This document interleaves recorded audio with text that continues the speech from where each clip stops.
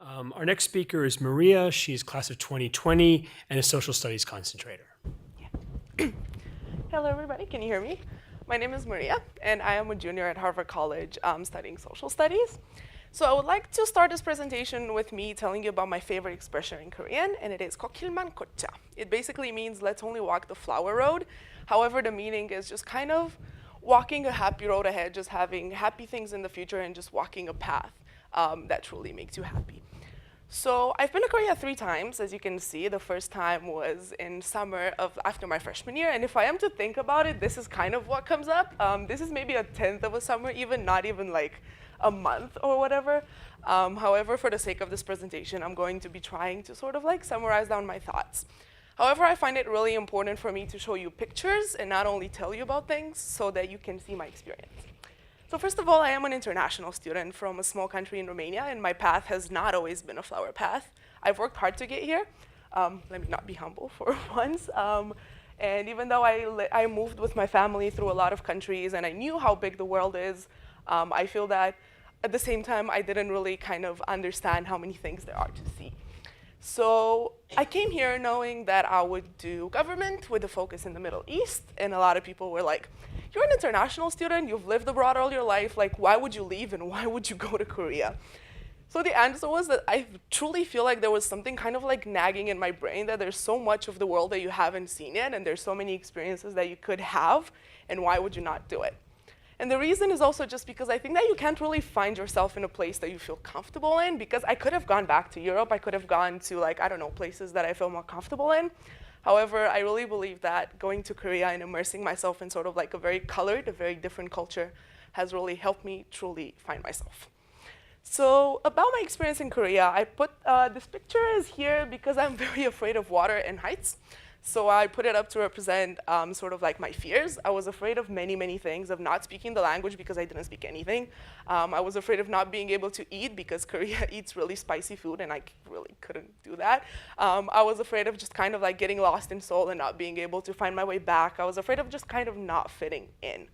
However, the good thing about having a program that you go with is that they know about these things. And for me, the luck came for the first time with my roommate. She's in that picture over there, and she took me to this neighborhood in the first week. It was like a very small, very like quirky neighborhood that I would have never found by myself. And I think that was the first time, really early, that I kind of felt like I fit in. And later on with her, we were not on TV, but like we were in this sort of like amusement park of this sort of like television program. And it was then that I was like, I'm in a very, really interesting place. And I really think that like culture and things are not in like monuments and stuff, but in like the lives of people around you and the places you go to. So let me tell you about the things that I found. I found that doing a lot of fun stuff should always kind of like take precedence over whatever, I don't know, like anxieties and fears you have. So I went jet skiing, I did archery, I looked for K-pop group pairs, I went to K-hip hop music festivals, and I just kind of like learned to open up to a lot of like fun and new things that I could find. I found the sites that honestly make me happy and the sites that make me feel at peace. This is a bookstore in one of like Seoul's biggest malls. This is actually like a quarter of the bookstore, so you can only imagine how big it is. It is one of my favorite places just because the color scheme and just kind of like the atmosphere of the people there make me feel incredibly calm and incredibly like focused on my goals. I have found that there are many tastes to life, so I don't know. I think a lot of people were waiting for these pictures, so here they are. So food, from one of the things that made me feel the most anxious, actually brought me closest to the people that I met in Korea and like the people that I went from Harvard. Just because food culture was so important, I feel that like in these times I could truly like build connections with the people around me. And yeah, I think really the most important thing that stayed with me was not a thing, but it was a who, it was the people. So with the people from Harvard and with like the people from Korea that I've met in these experiences, I'm still incredibly close with. I think they're the people that I always go to for advice. They're the people that I always go to when I have a doubt. They're the people that kind of help me take that like extra step forward and actually sort of like settle in into what I wanted to do. So let me tell you about settling in and what I wanted to do. So when I came back sophomore year, I really kind of took the step to decide that I wanted to change from doing government with a focus in the Middle East to doing social studies with a focus in Korea. So back then I also realized that I really wanted to do something for all my life that I never kind of allowed myself to, and that was entertainment.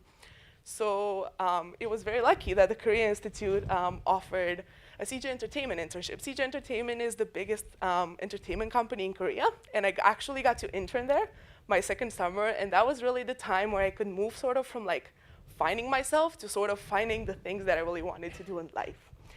So these are like some few screenshots or photos that I took of places I wanted to go to in Korea, so sort of like the previous research.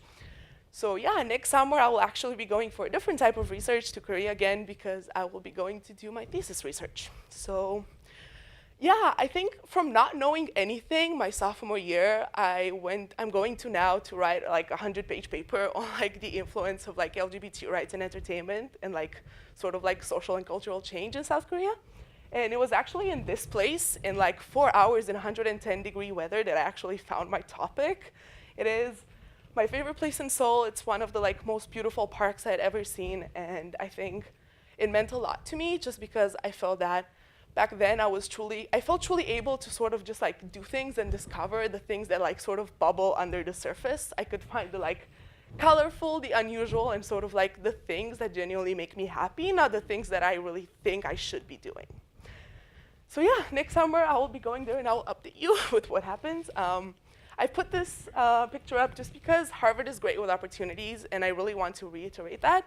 I just kind of really want to say that there are things out there for each and every one of us to do, even if we didn't know what those things were.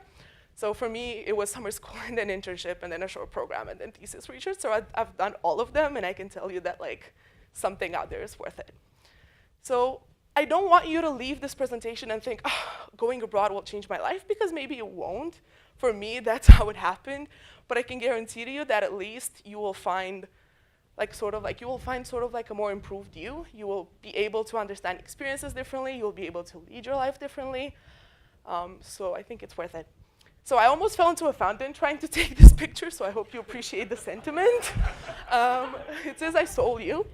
And in the end, what I want to say to you as well is kokilman kocha, and I also hope that you get to lead a flower path as well, and I really hope that wherever you go abroad, or if you go abroad, you manage to find yourself the same way that I did.